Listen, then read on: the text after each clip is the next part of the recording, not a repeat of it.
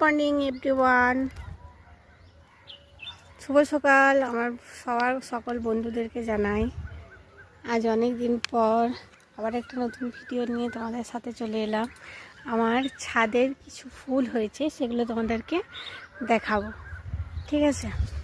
তো দেখো, এই যে ফার্স্টেই দেখায় একটা গোলাপ, আরও এই যে দুটো ফুটছে, আর ওইখানে আছে এই যে, আর এটা সবচেয়ে আকর্ষণীয় জিনিস যেটা হলো সেটা হচ্ছে আমার গ্ল্যাডিওলাস গাছে ফুল ফুটেছে।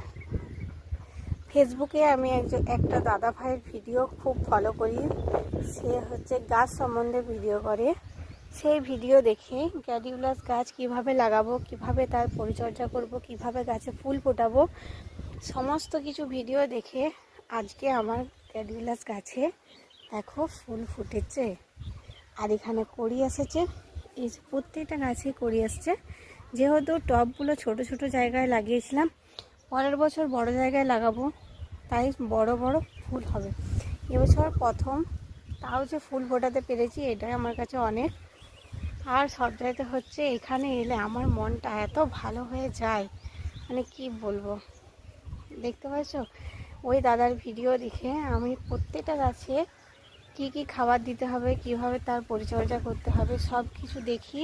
দেখার পর আমার গাছের এই হচ্ছে অবস্থা।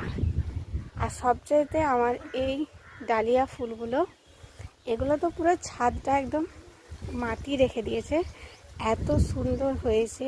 এখানে দু রকমের দুটো গাছ লাগানো আছে, তাই দু রকমের দুটো ফুল ফুটেছে।